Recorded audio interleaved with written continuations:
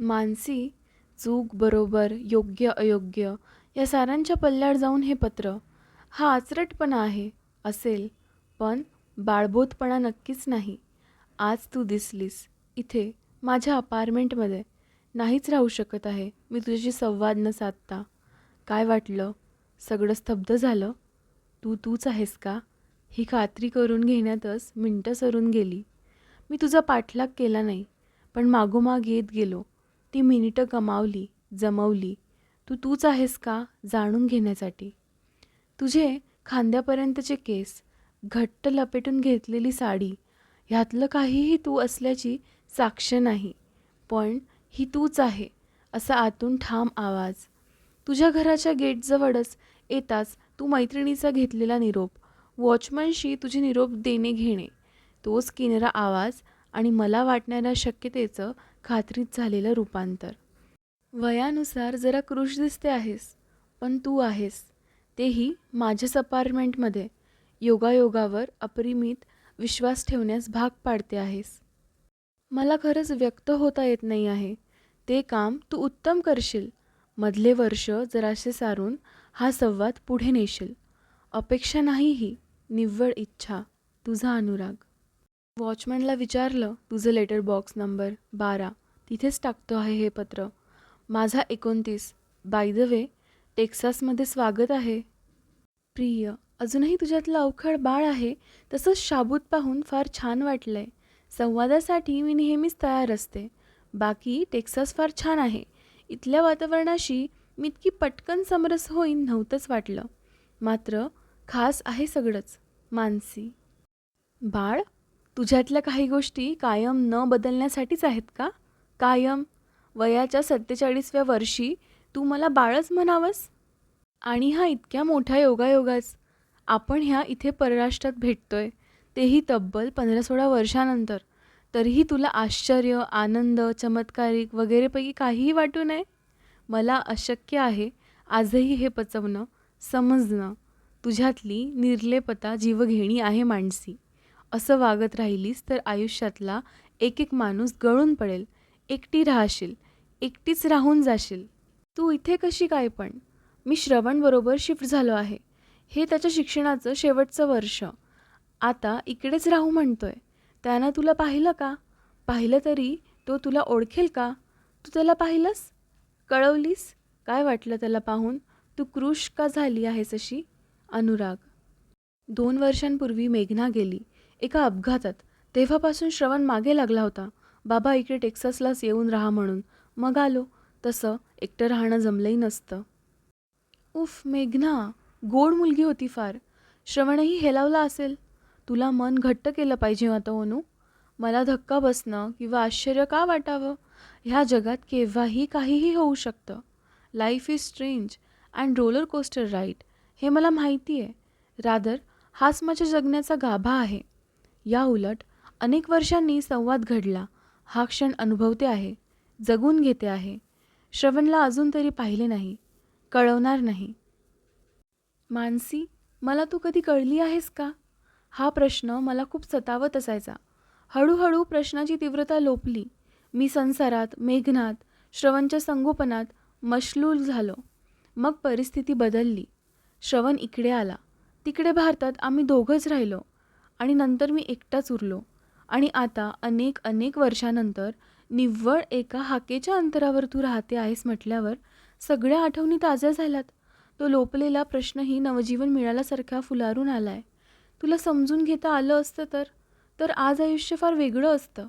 खरंच फार फार वेगळं असतं. एक मान्य करू, ते फार समृद्ध असतं.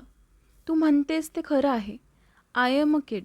नाहीतर तुला तेव्हा गमावलं असतं. लहान बाळाच्या पुढ्यात खेळणी असली की ते नाही का एखादं हातात घेतं. तितक्यात जास्त रंगीन आकर्षक खेळणं दिसलं की पहिलं तिथेच टाकून दुसऱ्याकडे झेपावतं. तसाच मी. खरंय तुझं.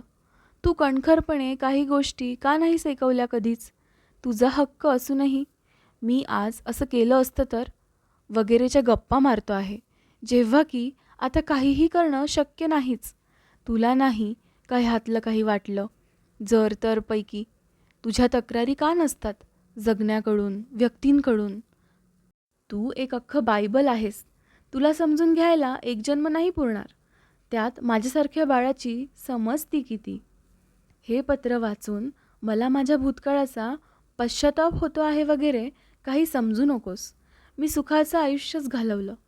पण बरेचदा असं नाही का होत, आपण विचार करतो ह्याऐवजी तो मार्गच धरून ठेवला असता तर सगळं अजून चांगलं असतं का.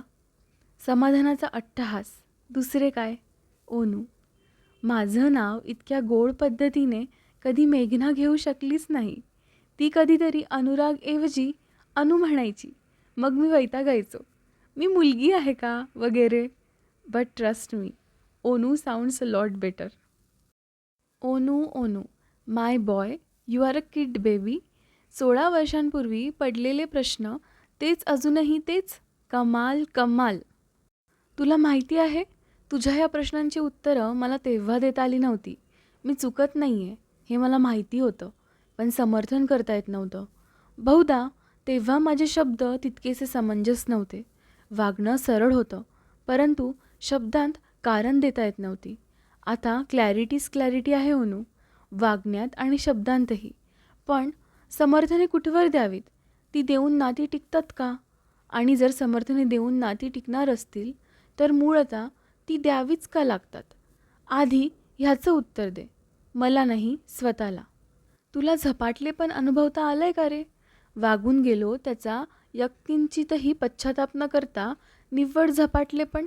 मला वाटतं ते झपाटले काही क्षण म्हणजे जगणं. बाकी त्या क्षणांच्या आजूबाजूचे क्षण म्हणजे जगण्यातला निव्वळ सोपस्कार. तुला जगताना खाली अंथरायला भूतकाळाची चटई हवी असते, अंगावर ओढायला भविष्यकाळाची दुलई आणि समाधानाची झोप. या उलट मला हा असलेला वर्तमान टक्क डोळ्यांनी जगायचा असतो.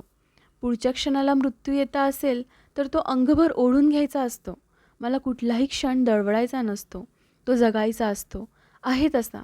आणि आत्ता बस, आत्ता तो जगायचाच असतो. मग हिशेब कसले, जुडवाजुडव कसली.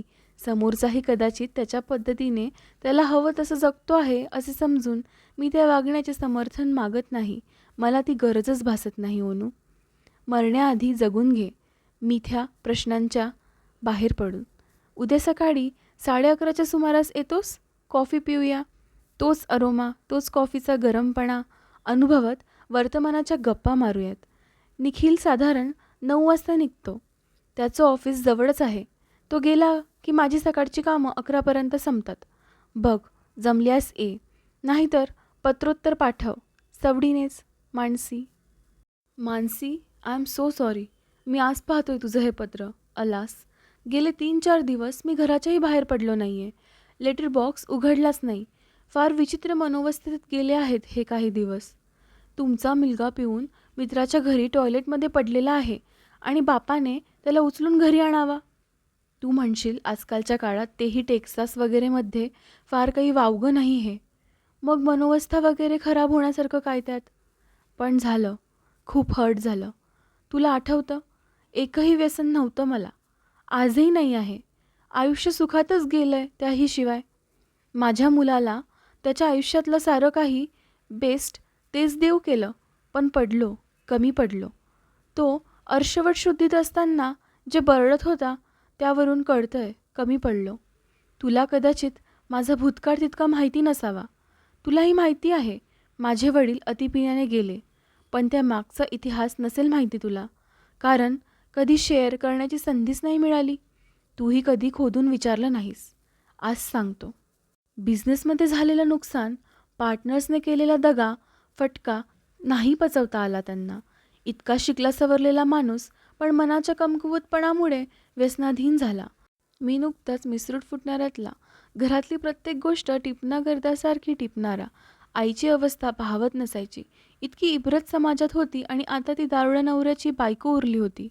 विचित्र असतं हे सगळं. जगणं अचानक स्ट्रेंज होतं. काल परवापर्यंत आपले वडील आपले हिरो असतात आणि नंतर घरात नको असलेलं लोटणं. गटाराच्या जवळून, कचराकुंडी जवळून, रेल्वे प्लॅटफॉर्मवरून, बसस्टँडच्या आवारातून कुठूनही बापाला उचलून आणायचा. रस्त्यावर कुणी पालथा पिऊन पडलेला असेल की त्याला उताणा करून हाच आपला बाप का हे पाहायचं. रोज एक अनुराग घराच्या एका कोपऱ्यात रडत उभा असायचा. आईची टीप पाहत. परवा श्रवणला उचलून आणताना मला एक भावी अनुराग दिसला. माझ्या घरात कोपऱ्यात उभा असलेला, विषण, उदास, भावनाहीन. असो, फार रडगाणं झालं. मला माफ कर. तू अगदी कॉफी प्यायला बोलावलं होतंस आणि ह्या सगळ्यामुळे मी नाही येऊ शकलो. फार वाट पाहिलीस? अनुराग. आता तू म्हणशील, हाकेच्या अंतरावर असूनही हा पत्रव्यवहार का? खूप चुका घडून गेल्या भूतकाळात तुझ्याशी संवाद न साधण्याने. तुला असं भेटून देवाने सुसंधी देऊ केली आहे. असं मोकळं होता येतंय.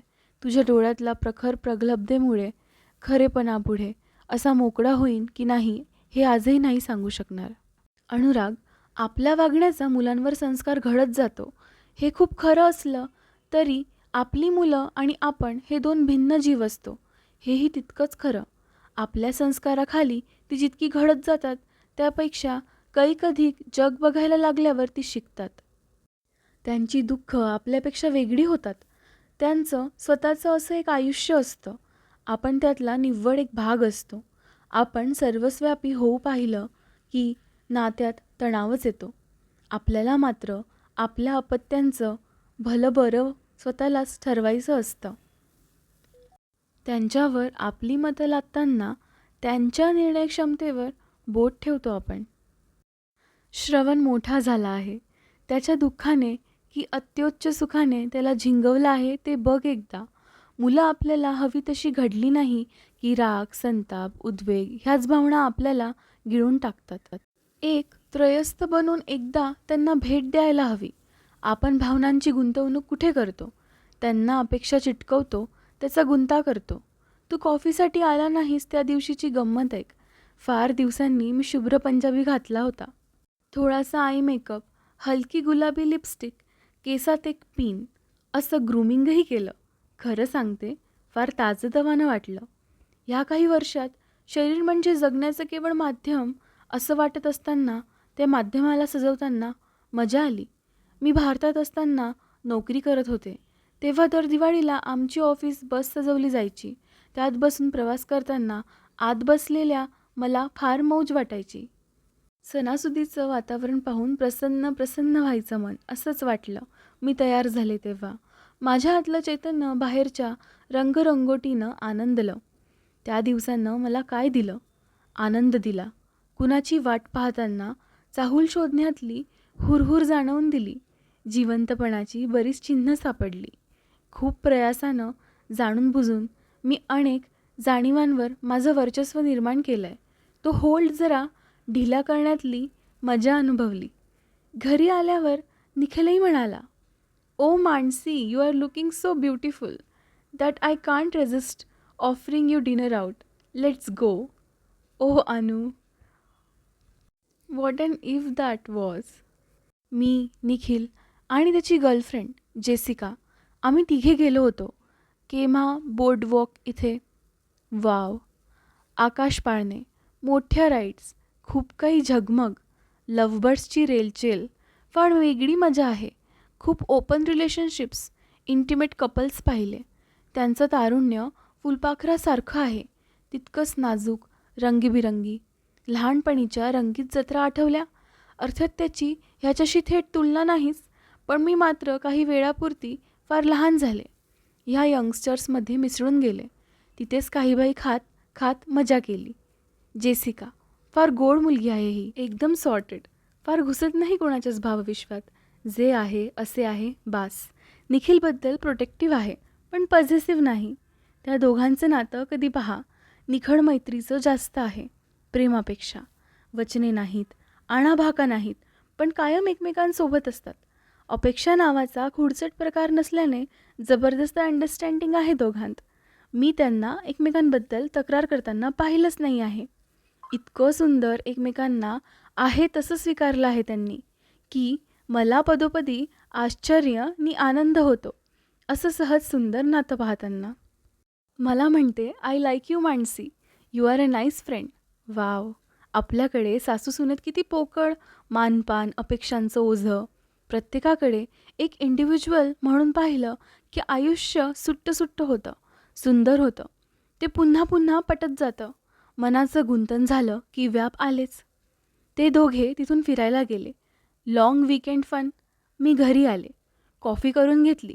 एक एक सिप पिता पिता संध्याकाळ रिचवली. तुला एक सांगू, मला सिंपथी आवडत नाही. मला एकटं कधी वाटलं नाही. मी जगले, जगत गेले. क्षण क्षण, त्यातला हर कण. पण आठवणी ठेवल्या नाहीत. मला मी जगून गेल्याचा कुठलाच पुरावा नको आहे. तुझी माझी अचानक गाठ पडते. माझ्यासाठी हा प्रत्येक संवाद नवा आणि तितकाच कोरा करकरीत आहे. त्यावर भूतकाळाच्या रेघोट्या नाहीत. मानसी. खरं बोलली आहेस अगदी. बापलेकाच्या नात्याला त्रयस्थ होऊन भेट द्यायलाच हवी आहे. फक्त त्याच एका नात्याला नाही, तर प्रत्येक नात्यालाच एक अशी भेट द्यायला हवी आहे. नात्यांनाच नाही, एकदा स्वतःलाच अशी भेट द्यायला हवी आहे. भेट द्यायलाच हवी आहे. चुका घडतात नाही का मानसी, प्रत्येकाच्याच हातून. त्या घडतानाची मानसिकता एकदा स्वतःतून वेगळं होऊन पाहायला हवी. स्वतःतले दोषही लख्ख दिसतील मग. हे असं त्रयस्थ होऊन जगणं मला किंवा माझ्यासारख्यांना ठरवून करावं लागतं. तू ते सहज करला. अगदी आदर्शवादाकडे झुकलेलं जगणं हवं आहे. नव्हे, तू ते तसंच जगते आहेस. आधी तुझ्या अलिप्त भूमिकेची मला चीड येत असे. हळूहळू कळत गेले. तो तुझा अंगभूत स्वभाव आहे आणि आदर्शवाद तुझी वृत्ती. पण मी सामान्य माणूस आहे मानसी. मला विकार आहेत. मला भावना कळतात. मी अनेकदा भावनाविवश होतो. माझा मुलगा पिऊन पडला असेल तर मला त्रास होतो. त्याला काय दुःख आहे ह्या विवंचने हेलावतो. मी निर्विकारपणे जे होतंय ते पाहू शकत नाही. मला अपेक्षा असतात, आहेत. लोकांना माझ्याकडून असलेल्या अपेक्षांचा मला आदर आहे. त्याची जबाबदारी मी टाळत नाही. माझ्या मुलाच्या तोंडून त्याच्या ह्या वडिलांकडून अपेक्षाभंग झालेला कळताच माझे डोळे पाणावतात. मी आठवणी जपतो, जगतो. माझ्या जवळच्यांचे मृत्यू मी त्रयस्थ होऊन पाहू शकत नाही. मला एक दुःखी भूतकाळ असला तरी एक सुखाचा भविष्यकाळ असावा असा अट्टहास आहे. मुलांचं कुठे चुकत असल्यास आजही त्यांच्या निर्णयांमध्ये फेरफार करण्याची, वेटो पॉवर वापरण्याची खुमखुमी आहे. कारण मी सामान्य माणूस आहे. मी अतिसामान्य आहे. मला तू दिसतेस. जुन्या आठवणी डोकं वर काढतात. त्याचबरोबर तुला सोडण्याचा निर्णय आठवतो. तो निर्णय तुला तुझ्या तोंडासमोर येऊन न सांगू शकल्याचा मूर्खपणा, पळपुटेपणा, शंढपणा आठवतो. तुझ्यावर केलेला अन्याय आठवतो. तू गप्पपणे तो सहन केल्याचं आठवतं. तू निघून जाताना हक्कानं 2 गोष्टीही न ऐकवल्याचं आठवतं. तू गेली आहेस हा क्षण चक्क सेलिब्रेट केल्याचं आठवतं. तू गेल्यानंतर तुझ्याच आठवणीत तळमळल्याचं आठवतं. मानसी, तुला मी श्रवणपासून तोडल्याचं आठवतं. खूप ओझं मनावर घेऊन जगलो आहे मी.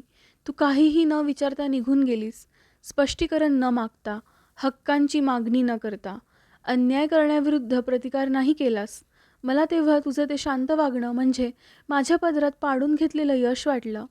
नंतर तुझ्या अबोल वागण्यानेच मला तुझ्यावर केलेल्या अन्यायाचं ओझं जाणवून दिलं. हे ओझं मनावर घेऊन इथवर आलो आहे. ते उतरवायचं आहे. भूतकाळात जाऊन मला गोष्टी सुधारता येणार नाहीत. पण ज्यांना मी त्रास दिला आहे त्यांची क्षमा मागण्याची संधी मला दवडायची नाही आहे. अनुराग. याला काय म्हणशील? जुनं उकरून काढण्याची इच्छा नाही गं, पण चुकलो होतो. एक नातं तोडून दुसरं जोडताना. खूप कोडगा झालो होतो. स्वार्थी झालो होतो.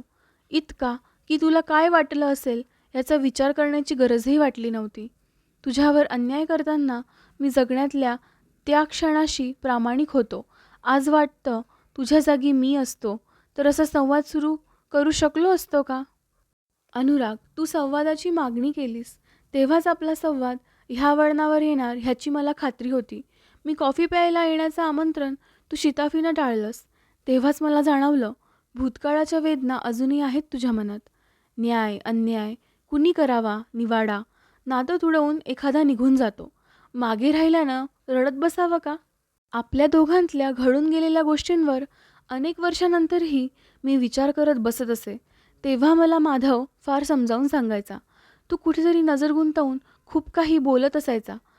त्याचं आयुष्याबद्दलचं बोलकं तत्त्वज्ञान मला रिलेट करता येतं. प्रत्येक नात्यांशी, नात्यातल्या लोकांशी. कारण कुठेतरी त्याची माझी विचारधारा घट्ट जुडायची. तो कायम म्हणायचा, मरणं दिसायला लागलं ना मानसी, की आपण किती फोल जगलो ते जाणवायला लागतं. फार प्रकर्षाने मग वाटतं व्यक्तींच्या लहान-सहान वागण्याकडे, त्यांच्या रिॲक्शन्सकडे लक्ष न देता, त्यावर चिक्कार विचार करत न बसता पुढे गेलो असतो तर? कदाचित मला हा फोलपणा आपलं नातं मरताना कळला होता. म्हणूनच तू डिव्होर्स मागितलास. मी दिला. तुला हवा होता, मला नको होता, पण दिला. कारण तुला हवाच होता. आणि आता कळतंय, तो मी तेव्हा दिला म्हणूनही तुझ्या डोक्यावर ओझं आहेच. ओझं तो सहज मिळाल्याचं. तो क्षण माझ्यासाठी जड होता, अवघड होता, पेलला. मला पोटगी नको होती. आनंदानं संसार केला होता. त्या तुझ्यासोबत घालवलेल्या वर्षांना, आनंदाला व्यवहाराच्या पातळीवर आणून पैशांची घासाघीस करून नात्याचा भाव ठरवावा वाटलाच नाही. माझ्या गाठीला माझं शिक्षण होतं. श्रवण झाला तेव्हाच नोकरी सोडली होती. या डिव्होर्सने मी कफल्लक झाले होते. त्यामुळे त्याला माझ्याबरोबर फरफटू द्यावं वाटलं नाही. तुला माझ्याकडून अपेक्षित काय होतं? मी रडावं, कळकळावं, याचना करावी, माझा तुझ्या घरावर, मुलावरचा हक्क सांगावा, हे सगळं? तू अगदी काडीमोड घेण्याचा निर्णय दिलास. तुझ्या मनात आपल्या नात्याची जागा ठरून गेली होती. तू आधीच पुढच्या प्रवासाला लागला होतास. अशा वेळी मी त्रागा, आदळआपट करण्यात कितीचं तथ्य होतं? तुला मोकळं व्हायचं होतं. तुला मोकळं होऊ दिलं. तरीही तुझ्या मनावर ओझं? मी एखाद्या मुलीने घालावा तो गोंधळ घातला नाही. हक्क हक्क म्हणत आटापिटा केला नाही. म्हणून तुझ्या मनावर ओझं? मंगळसूत्रात बांधली गेली तरच नाती टिकतात. मग माझं आणि माधवाचं काय म्हणू? मी एक केलंय, मी जगले. आला तो क्षण, आला तसा. खूप दुःखही, खूप सुखही. मला तक्रार नाही, मला अपेक्षा नाहीत. आपण दुरावल्यावर मला एक लक्षात आलं, नात्यातल्या प्रेमभावना कायमस्वरूपी नसतात. त्यांना त्या व्यक्तीच्या गरजा संपवतात, नाहीतर काळ तरी त्या बोथट करतो. मग बरेचदा शेवटी उरतो नातं टिकवण्याचा अट्टहास. अनेक वर्ष एखादं नातं जपल्यावर शेवटी का तोडावं? तोडणं आपला धर्म नाही, म्हणून जोडून ठेवण्याचा अट्टहास? आपण त्या अट्टहासापर्यंत पोहोचलोच नव्हतो. तुझी गरज संपली असावी. मला लाख प्रश्न पडले होते. नाही कसे? पण उत्तर तुला मागायला हवी होती. म्हणजे जाब विचारायला हवा होता का काडीमोड असा? तू कोण होतास तेव्हा? तुझ्यातल्या चैतन्याने कधीच कोणा दुसऱ्याला जवळ केलं होतं? तुझं मन माझ्यासोबत नव्हतंच. तुझा घरातला वावर म्हणजे तुझं शरीर होतं. त्या शरीराला जाब विचारायला हवा होता. तो जाब मी विचारलाच नाही, म्हणून तुझ्यावरचं ओझं. कशाला पुन्हा इतके वर्ष मागे जाऊया? विझवलेल्या ज्योतींची काळजी नकोच काढायला. त्यांचं तेवणं मर्यादेतच होतं. तू गेली अनेक वर्ष मेघनाबरोबर सुखाचा संसार केलास. श्रवण तुझ्यासोबत आहे. मला माधवानं जगणं शिकवलं. माझ्यासोबत माझा निखिल आहे. पुढे मागे जेसी काही असेल. आयुष्याने पुष्कळ दिलंय. जे काढून घेतलं ते नगण्य होतं. त्या नगण्य गोष्टींसाठी जे भरभरून मिळालंय त्याकडे दुर्लक्ष नाही करता येणार. चल, खूप बोलत बसले. आज आम्ही तिघे ऑस्टिनला निघू. निखिलच्या मित्राच्या घरी उतरू. तिथे 2-3 दिवस घालवून परतू. निवांत बोलूया मी आल्यावर. मानसी, तू परतली असावीस असं समजून हे पत्र. परदेशात येण्याची, इथलं सारं काही फिरून बघण्याची तुझी इच्छा निखिल पूर्ण करतो आहे पाहून छान वाटतंय. मला आठवतं, तुला कायम काहीतरी वेगळं, काही नवीन करत राहण्याची इच्छा असते. ते करत राहण्याची जिद्द कशी जपतेस ते कळत नाही. मी देखील इथे बराच फिरलो, कधी श्रवणबरोबर, कधी एकटाच. पण मला पदोपदी मेघना आठवते. व्याकुळ होतो मी कित्येकदा. आपल्याकडे ना मानसी, पुरुषांनी असं व्यक्त व्हायचं नसतं. मोकळेपणानं स्वतःचं हळवेपण कबूल करायचं नसतं. त्याला कमकुवत समजतात.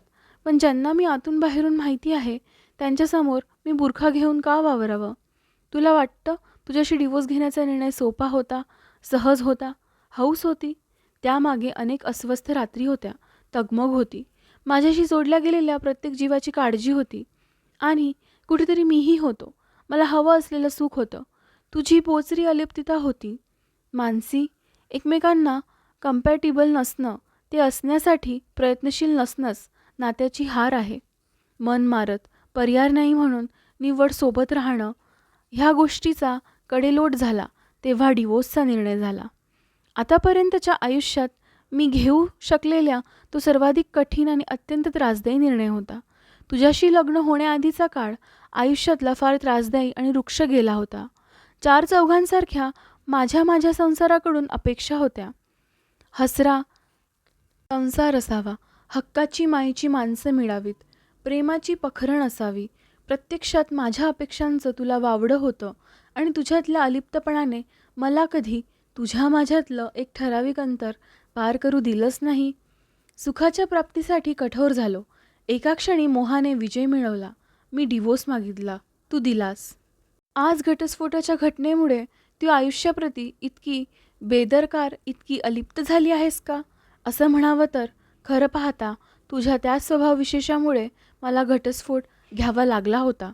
मी परिस्थिती बदलू शकतो, कोणाचा अंगभूत स्वभाव कसा बदलू किंवा बदलणार नाही चा एखाद्याचा पवित्रा कसा बदलू.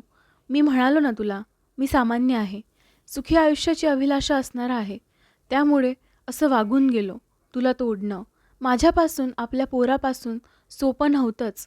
तू ते सहज स्वीकारलंस, कारणही न विचारता. तेव्हा वाटलं हे हिच्यासाठी इतकं सहज होतं. तीही घुसमटत होती म्हणून तयार झाली. पण मनासारखं घडलं म्हणून पुढे निघून गेलो. आयुष्य खूप काही शिकवतं मानसी. पुढे अनेक टक्के टोणपे झेलले. तुझ्यातले अनेक गुण मेघनात नव्हते. नकळत तुलना व्हायचीच. कोणीच परिपूर्ण नाही समजलो. सुखाच्या व्याख्या अव्याहात बदलतात समजलो. झपाटून निर्णय घेऊन जवळचं काही तोडलं की जन्माचा सल राहतो समजलो. जगणं म्हणजे मी आणि माझं वलय नसतं समजलो. अनुराग, श्रवणला भेटशील? मानसी, खरं सांगू, तुझं पत्र पाहून मला आनंद झाला आहे, खूप जास्त आनंद.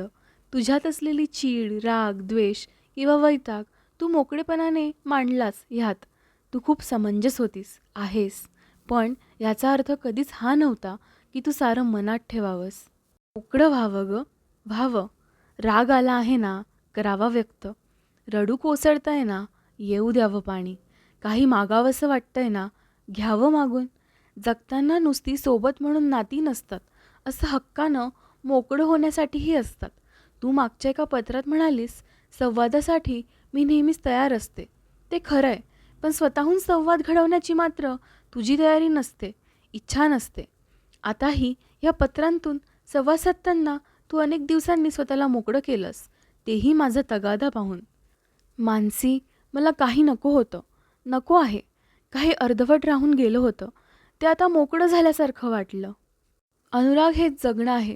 वेगळं होण्याची जशी तुझी कारणं आहेत, तशीच तू वेगळं होऊया म्हणताच वेगळं होण्याची माझीही आहेत. पण किती पुढे आलो आहोत आता. त्याच घडून गेलेल्या घटनांमध्ये किती अडकूया.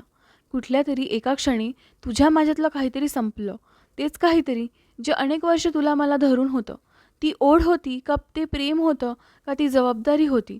मला माधव सांगायचा, ती तडजोड होती, जी एका क्षणी करण्याची थांबवण्यात आली. कारण तडजोड करण्याची गरज संपली होती. किती खरं आहे हे. नात्यांवर भरवसा तरी का धरावा? आपलं कुठे चुकतं माहिती आहे? जेव्हा आपण आपल्या आनंदाची चावी इतरांच्या हाती देतो, त्याच्याशी इतकं संलग्न असतो की आपलं सुखदुःख त्याने दिलेल्या प्रतिसादावर अवलंबतं. हेच दुःखाचं कारण. आपण स्वतः परिपूर्ण असतो, पण आपल्याला आपल्या सुखाची जबाबदारी कोणीतरी घेतलेली हवी असते. मी मेघनाला पहिल्यांदा भेटले तो दिवस. तिच्या डोळ्यात मला तुझ्याबद्दलची किती काळजी दिसली. कधी तुम्ही एकमेकांना आपलंसं करून बसला होतात, कळलं. पण जी काळजी, जे प्रेम तुला कायम हवं होतं, ते अगदी तसं तिच्या डोळ्यांत होतं. तडजोडीची तुझी गरज संपणं साहजिक होतं. आज तुला मला डावलून दिल्याबद्दल वाईट वाटताना दिसतंय, पण हे असं वाटावं हे मला कधी वाटलं नाही. तुला हवं ते तू साधलंस, मी ते तुला सहज साधू दिलं. इथे कधीही काहीही घडू शकतं, ह्यावरचा विश्वास बळावला. आताही तुला विश्वास बसेल, श्रवण नुकताच मला भेटून गेलाय. खरं तर त्याने माझ्या घरी येण्याचं प्रयोजन काय, पण जुळून आलं. तो आता घराबाहेर पडला आणि मी तुला हे पत्र लिहायला घेतलंय. कदाचित हे पत्र तुला मिळण्याआधीच आमची भेट तुला श्रवणने सांगितलेली असेल, आणि नसेल तर तुझ्या त्याच्या नात्यात काहीतरी अजून हवंय. इथे टेक्सासमध्ये गाडी चालवणाऱ्यांचे भलते नियम आहेत. प्रत्येकाने एक स्पीड पकडलेली असते. अनेक जण तर एका ठराविक गतीला पोहोचून ती सेट करतात आणि निर्धास्त होतात. मग त्या लेनमधला कोणी एखादा घाईने थांबला की एकमेकांवर धडकल्याचंच समजा, किंवा राईट ऑफ वे जो हायर रोडला आहे त्याने आधी जायचं. ह्या नियमात गफलत झाली की धडका, मग त्वरेने येणारे पोलीस, ह्या दोन्ही वाहन चालकांची समजूतदारपणा दाखवला तर ठीक, नाहीतर नवं प्रकरण. अशाच गफलतीत आज निखिल आणि जेसिकाची गाडी श्रवणच्या गाडीला धडकली आणि श्रवणला जरा मुकामार लागला. त्या दोघांनी आपापसात मिटवलं, परंतु श्रवणला जरा लागल्याने निखिल जेसिका त्याला इकडे घेऊन आले. गप्पांमध्ये तो जवळपास राहणारा आणि मराठी माणूस म्हटल्यावर कणव आणखीच वाढली निखिलची. श्रवण, तो घरात आला. बस एका नजरानजर त्याच्या नजरेत ओळख चमकून गेली. पण क्षणभरासाठीच मलाही त्याला पाहून उगीच अस्वस्थ झालं. त्याला क्रीम लावून देताना, पेनकिलर देताना त्याचं नावगाव विचारलं. तो कोण आहे स्पष्ट झालं. लख्ख झालं. श्रवण. शांत वाटला मला फार. लहानपणीचा घर डोक्यावर घेणारा मुलगा आणि आताचा अबोल शांत आहे. मेघनासारखा बोलघेवडा नाही. मोजकच बोलला. काहीतरी जाणून घेण्याची अखंड धडपड सुरू होती त्याची. डोळ्यांनी शोधत होता अबोल राहून. कॉफीचा खूप आग्रह केला तर चालेल म्हणाला. 2 शुगर क्यूब्स प्लीज. अगदी मीच. आधी कॉफीचा गंध घेतला, मग घोटघोट घेत प्यायला. अगदी मीच. कॉफी पिताना आमच्या गप्पांत हसून सहभाग नोंदवत होता. बोलणे फार नाहीच. मी त्याला आणखी काही द्यावं म्हणून आत किचनमध्ये गेले. तो निखिल आला मागोमाग. Mansi, his eyes are exactly like yours. Please tell me, is he only yours Shravan? मुलांच्या प्रत्येकच प्रश्नांना नाही नारे उत्तर देत आहेत. मानसी. जबाबदारी. हे शब्द तुझ्याकडून ऐकले तरी कसंसं होतं. तू निघून गेल्यावर किंवा तुझ्यापासून मी वेगळा झाल्यावर आपल्या दुरावण्याची अनेक कारणं मी गोळा केली. हे करताना जमेल तितकं त्रयस्थ होऊन विचार करू शकलो. नव्हे, तो करावाच लागला. कुठलीही जबाबदारी पेलण्याची जबाबदारी घ्यायलाच तुला मुळात आवडत नाही. इतरांच्या सुखाची तर गोष्ट फार दूरची. स्वतःच्या लोकांची करून गेलेल्या कमिटमेंटची किंबहुना कशाचीच नाही. तू परिपूर्ण आहेस, कारण तू फक्त तुझ्या इच्छांना न्याय देतेस. नसतं हे सोपं. नाही जमत प्रत्येकाला. आपल्या माणसं जपणं. संस्कृतीत तर नाहीच नाही. मला तुला सोडल्याचं दुःख निव्वळ ह्यासाठी जास्त आहे की तू माझी जबाबदारी होतीस आणि तसं असूनही काही कारणांसाठी मला तुझ्याकडे पाठ फिरवावी लागली, जो माझा स्वभाव कधीही नव्हता. तुला आज हे नक्की सांगेन. तुला सोडणं हे निव्वळ मी कोणाच्या तरी प्रेमात पडलो होतो असं कारण नसून काही जीवांचं भलं करण्याचा हिशोब त्यामागे होता. त्यात तुझंही नाव होतंच. माझ्यापासून वेगळं झाल्यापासूनचा तुझा प्रवासही उत्तमच झालाय की. अनेक मनजोगत्या गोष्टी मिळाल्या आणि त्याही अगदी जबाबदारीशिवाय. त्यात माधव आहे, त्यात निखिल आहे. नाती आहेत, परंतु त्या अनुषंगाने येणाऱ्या जबाबदाऱ्या नाहीत. तुझ्यापासून वेगळं झाल्यानंतर मी लग्न केलं. मेघनाच्या सुखदुःखांची जबाबदारी घेतली. प्रेमाने ती पारही पाडली. तू माधवसोबत होतीस, पण लग्न तुला नको होतं. परवा श्रवण तुला भेटून आल्यानंतर मी एका प्रधान मॅडमला भेटलो. फार सुस्वभावित आहे त्या. इतकं बोलून वेगळा झाला. त्याने आजवर तुझा फोटो एकदाच बघितलाय. तू फारशी आठवण नाही त्याला. इतकं मेघनाने प्रेम दिलंय. एखाद्याला आपलं म्हटल्यानंतर झोकून देणं, त्याच्या सुखदुःखाशी समरस होणं ही जगण्याचीच एक कला आहे मानसी. त्या प्रत्येक भावनेला मी तरी मूर्ख ठरवणार नाही. कितीही प्रयत्न केला ना मानसी, तर मी नाही विसरू शकत तो दिवस ज्याने मला आपल्या नात्याबद्दल कुठला तरी ठाम निर्णय घेण्यास प्रवृत्त केलं होतं. त्या दिवसात तू नोकरी सोडली होतीस तुझ्या मनाविरुद्ध.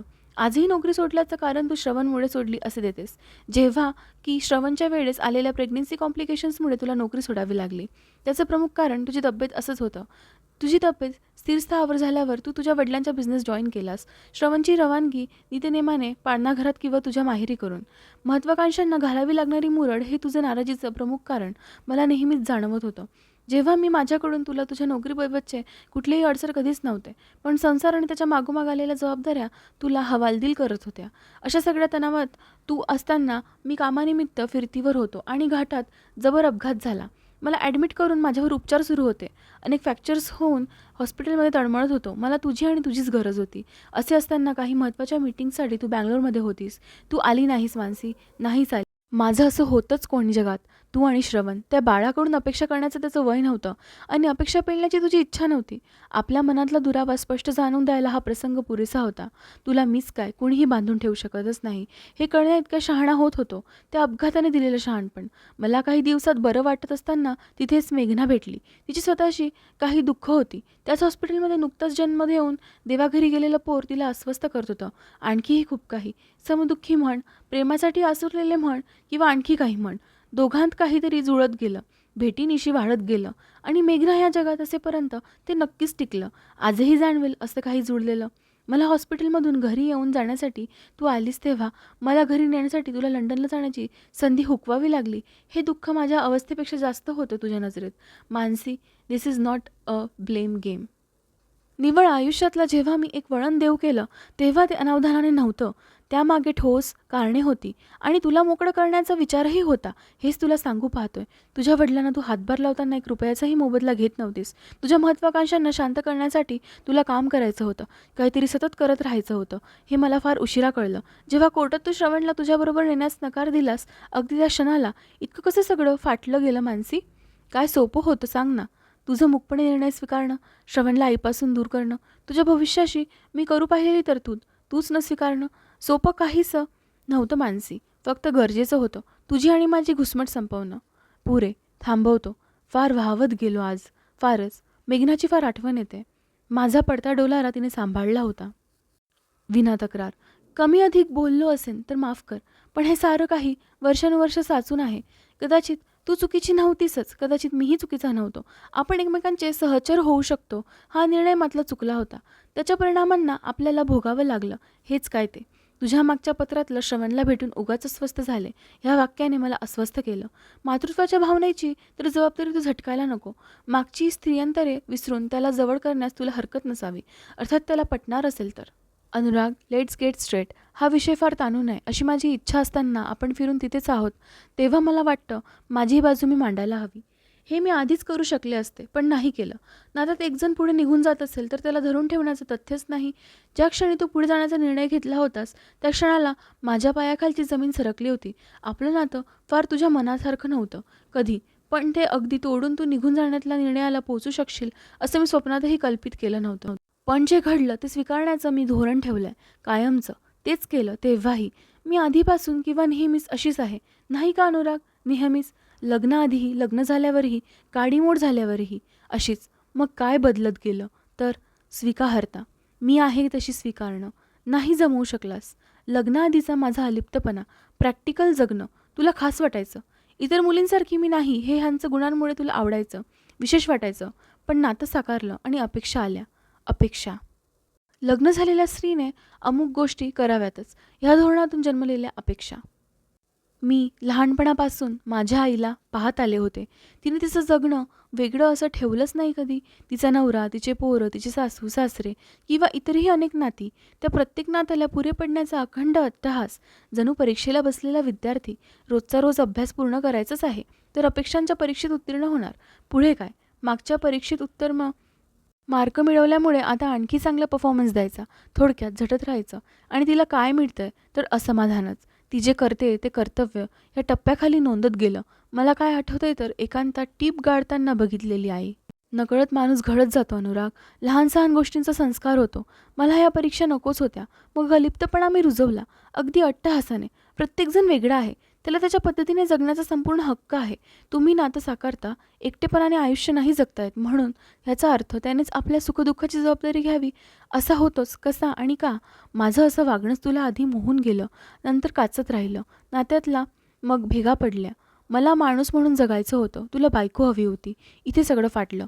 तू जो प्रसंग सांगितलास मागच्या पत्रात आणि म्हणालास त्या प्रसंगामुळे आपण एकत्र न राहावं तू ठरवलंस, हे वाचून मला खरं तर काहीच वाटलं नाही. तुला पुढे जायचं होतं. तू तुझ्या पद्धतीने मला स्वतःलाही कारणे देतो आहेस. तू हॉस्पिटलमध्ये असताना ऑफिसच्या कामातून मी नाही येऊ शकले. नाहीच येऊ शकले, नाही आले. परंतु डॉक्टरसोबत मी सातत्याने संपर्कात होते. तुझ्या जीवावर बेतलेलं नाही आणि काही दिवसांचा डिस्चार्ज मिळू शकतो हे समजल्यानंतर मी तुझ्या सेवेशी 2 लोकांना पाठवून दिले. माझी बँगलोरची कामे उरकली आणि ती संपताच तुझ्याकडे आले. लंडनला जाण्याचं टाळलं कारण हॉस्पिटलमध्ये तुझी काळजी घेणारा स्टाफ होता. आता घरी मी असणं जरुरी होतं. तुझ्या रिकव्हरीसाठी मी संपूर्णपणे रजा टाकून घरी होते. ह्या गोष्टी तुझ्या लेखी नसाव्यात, माझ्या हरकती नाही. पण मला तर खरंच गंमत वाटते ज्या पद्धतीने एक एक कारण तू जमा केलीस आणि पुढे जाण्याचा निर्णय घेतलास. कुणीच 100% परफेक्ट नाही इथे, नाही का? माझ्या वागण्यातल्या ज्या गोष्टी तुला खटकत गेल्या तो बाकी काही नसून अपेक्षाभंग होता. आणि माझं जे चुकलं ते हे की मी नात्याला गृहीत धरलं खूप जास्त. कदाचित तुलाही. कदाचित ह्या विश्वासाला गृहीत धरलं की फक्त अपेक्षापुरती म्हणजे लग्न नाही. तुला हवी तशी नात्याची काळजी घेतली नाही तरी फार फरक पडणार नाही हे गृहीत धरलं. कदाचित हेही की आपलं नातं कायम टिकणार आहे. मी चुकले. मी गृहीत धरलं. कुठल्याही प्रसंगात कोण कसा वागेल हे सांगता येत नाही अनुराग. अशा प्रसंगांच्या मालिकांतून तुला अपेक्षित माझं वागणं न ठरल्याने मी हद्दपार झाले. पण बघ ना, तुला हवी तशी मेघना होती. काळजी घेऊन संसार उभा ठेवणारी. मला पूरक माधव होता. कुठेच मला न थांबवता आजन्म सोबत करणारा. खरं तर पूरक साथीदार ही जगण्याची गरज असते. तसं नसल्यास मिळालेल्या साथीदाराबरोबर आहे तसं निभावून नेण्याची तयारी ही तरी जगण्याची गरज असते. मला आठवतं आम्ही निखिलला अनाथालयातून घरी आणणार होतो तो दिवस. तो माझा आणि माधवाकडे असा काही झेपावला की कळून आलं नातं आहे काहीतरी कुठेतरी. कधी नाती अशी झटकन जुळतात, कधी जुळत नाहीत. आपण दोघे दुसऱ्या वर्गीकरणातले. माधव शेवटी फार आजारी पडला होता. तेव्हा भिंतीकडे उदास बघत असायचा. मी विचारायचे, त्याला भूतकाळ छळतो का रे? तो पटकन उत्तरायचा, जे जगून गेलो ते काय छळणार? खरं आहे ना, जे जगून गेलो त्या गोष्टींना आपल्याला छळण्याची परवानगी आपण द्यावीच कशाला? मग म्हणायचा, फार विसंबू नये कुणावर, कुठल्याच गरजा कुणाच्या फार अधीन करू नये. मग आपल्याला हसण्याआधीच त्याची परवानगी घ्यावी लागते, रडण्याआधीही. माझं सुख, माझी दुःखही माझंच, असंच जगावं. बाकी कुणामुळे असं तसं झालं ही फक्त कारणे झाली. पहिल्या पायरीला ठेचकाळलं की कळसासारखे जाण्याचं धैर्य अर्ध संपतं. जगण्याचं असंच आहे, पायरी पायरी जोडलेली, म्हणजेच माणसं. वरही नेणारी, अधीन झालो की तोल जाऊन खालीही आपटणारी. आपलं भान आपण ठेवावं. ठेचकाळलो तर मात्र जखम बांधावी. तितक्याच वेशानं पुढे निघावं. तो असा बोलत बसला की जगणं नव्याने कळायचं. माझंही पत्र लांबलं फार. थांबते.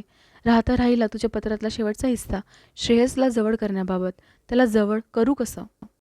जे नातं विणूच शकले नाही ते उसवायला काय म्हणून घेऊ? मानसी, आपली वय झाली आहेत. आपापला संसार आपापल्या परीने सुखाचा झाला आहे. आयुष्य एकदाच मिळतं नाही का? त्यातच आपण पडतो, उठतो, धडपडतो, चुकतो, सरावतो. अनेकदा नव्या उमेदीने जगतो. आपलंही तसं झालं. तुला दुखावून गेल्याचा सल होता. त्याबद्दल तुझ्याकडे माफी मागू झाली. कधी कधी गणित चुकतात, कारण त्यातले हातचे चुकतात, गृहीतकं चुकतात. आपण मात्र आपल्या धुंदीत जोर लावून गणिताची उकल मांडत बसतो. शेवटी दोन्ही बाजू समान आल्या नाहीत की चुका कळतात. मग तेच गणित शेवटाकडून वरपर्यंत उलट तपासत जावं लागतं. तिथेच हातचे सापडतात, तिथे गृहीतकं कळतात. आपण अशीच फेरतपासणी केली फसलेल्या गणिताची. ह्या वयात एक मात्र कळलं मानसी, अनेकदा फक्त वेळ द्याव्या. नात्यांना, नात्यातील समस्यांना, नात्यातल्या गुंत्याला. सगळं सुट्टं बघ, सहज मोकळं होतं. परिस्थिती गोष्टी अवघड करते. वेळ जाऊ दिला की तीच सगळं सोडवतेही. सगळीकडून अवघडलेलो असताना कुठला तरी मार्ग काढून बाहेर पडण्याची धडपड त्या व्यक्तीचं वैयक्तिक समाधान करू शकते, पण नात्यांचं होणारं नुकसान भरून येणारं नसतं. मी तेव्हा त्यातून सुटण्याची घाई केली. त्यात कदाचित तुझा माझा फायदा हा झाला की समस्या समाधान झालं. पण श्रवण, तो तुझ्यासारखा आहे. आल्या परिस्थितीशी विना तक्रार समरूप होतो. आयुष्याशी तक्रार करण्यात वर्तमान दौडत नाही. मेघना एकटी होती. नवऱ्याच्या दुर्धर आजाराने कष्टी होती. नवऱ्याने आजार लपवून ठेवला, त्यात दिवस गेले. पोर जन्माआधीच गेलं. अशा अनेक दुःखाने ग्रासली होती. मी तिच्याशी लग्न केलं. तिला हवं असणारं संसार सुख देऊ केलं. घर संसार इतकंच तिचं विश्व होतं आणि समाधानी आयुष्य मिळावं इतकीच तिची अपेक्षा होती. तिनं श्रवणला जवळ केलं. त्याची आई झाली. श्रवणही तिला विलगला. त्यांचं नातं फार घट्ट होतं. सख्या माय लेकरालाही लाजवेल इतकं निर्लेप होतं. म्हणूनच श्रवणवर कधी अन्याय झाल्यासारखं मला वाटलं नाही. मेघनाने तशी वेळ येऊच दिली नाही. माझ्या श्रवणचं संगोपन अगदी मला हवं तसं झालं. पण तरीही नाती सोपी सुटसुटीत का नसतात? तुला भेटून आल्यावर काही विशेष घडलं नाही असं दाखवणारा श्रवण कामात का एकाग्र होऊ शकला नाही? काल निखिल श्रवणला भेटायला आला. अनेक तास दोघांच्या गप्पा झाल्या. दोघे अस्वस्थ होते. त्यांच्यात नेमकी काय देवाणघेवाण झाली?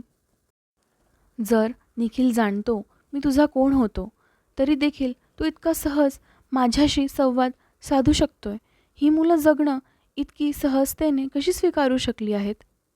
मानसी, काही नाती सरतात, काही नव्याने आकार घेतात. कुठल्या नात्याने नव्याने तुला साथ घातली तर ती झिडकारू नयेस असं वाटतं. तू तुझ्यात पूर्ण आहेस, पण कुणाला परिपूर्ण होण्यासाठी तुझी गरज असेल तर पुढे आलेल्या हाताला नाकारू नयेस असं वाटतं. श्रवण निखिलची धडपड मला वेगळेच संकेत देते आहे. खरं सांगायचं तर नात्यांची ही गुंतागुंत मीच करून ठेवली आहे. आता मात्र शांत राहून प्रत्येक नात्याला त्याच्या हक्काचा वेळ देणार आहे. तो द्यायलाच हवा आहे. अनुराग. ओनू, मी व्हिजिटर व्हिसा घेऊन आले होते, ज्याची मुदत संपते आहे हे मी तुला सांगणार होतेच. हे पत्र तुझ्या हाती पडण्याआधी मी भारतासाठी रवाना झालेली असेन. पुन्हा एकदा तुला सांगते आहे, आपल्या दोघांतील भूतकाळ माझ्यासाठी कुठलीच जागा व्यापून राहत नाही. घडून गेले ते का, कसे, कशासाठी ह्या बाबी निदान आता तरी फोल आहेत. तुझ्या आणि श्रवणपासून दुरावल्यानंतर मी प्रयत्नपूर्वक स्वतःला प्रत्येक नात्यापासून दूर ठेवलं आहे. श्रवणला ज्या प्रकारे मेघनाने लळा माया लावून आपलंसं केलं, तसं कदाचित मी निखिलच्या बाबतीत केलं नाही. त्याला उत्तम संगोपन दिलं, परंतु माझं स्वतःचं, माधवचं अस्तित्व जपतं. असे असूनही निखिलचा तितकाच जीव आहे माझ्यावर, जितका माझा आहे त्याच्यावर. माझं तितकंच प्रेम जेसिकावरही आहे. पण म्हणून कुणाला अडकवून ठेवणे माझा स्वभाव नाही. प्रत्येकजण वेगळा आहे. त्यांचं विश्वही. त्यांना जेव्हाही माझी गरज भासेल मी असेन. अर्थात तेव्हाही त्यावेळची परिस्थिती पाहूनच मी वागेन. ओनू, व्यक्तिगणिक प्रेमाची परिभाषा बदलते. आपल्या परिभाषेत बसू शकत नाही. म्हणून ते प्रेम बात ठरवण्याचा वेडेपणा करणं हीच फार मोठी चूक आहे. मुद्दा राहता राहिला मी कुठली नाती स्वीकारावीत हा, माझ्या आयुष्यात मी कुठल्या नात्यांना स्वीकारावं, त्यांना कुठे आणि कशी जागा द्यावी हा प्रश्न सर्वस्वी माझा आहे, नाही का? निखिलला माहिती असलेलं सारं काही तो श्रवणसोबत बोलला असावा हे उघड आहे. आणि हे पत्र लिहून झाल्यावर त्याला माझ्या प्रत्येक प्रश्नाला सामोरे जावे लागणार आहे.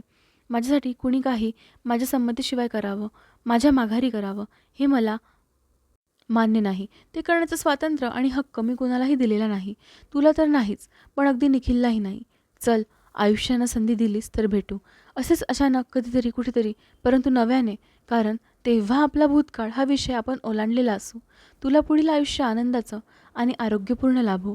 भेटूच. मानसी. प्रिय मानसी, मी काय लिहू? मुळात तुझ्या शेवटच्या पत्रानंतर मी हे पत्र लिहावे तरी का? हा संवाद सुरू करताना कळत नव्हतं संवाद साधावा की नको ते. आज पुन्हा तिथेच उभा आहे. तू भारतात जाऊन महिना होऊन गेला. अचानक सुरू झालेला पत्रव्यवहार अचानक थांबलाही. थोडा अवधी लागला सगळं पचवण्यासाठी. तुझी पत्र पुन्हा एकदा वाचून काढली. खूप मोकळं वाटत आहे. तुझ्याशी बोलून एक फार प्रकर्षानं जाणवलं. आपला जन्म होतो. जन्मता अनेक नाती घेऊनच येतो. आपण पुढेही असंख्य जोडत जातो आणि मग स्वतःला हरवतो.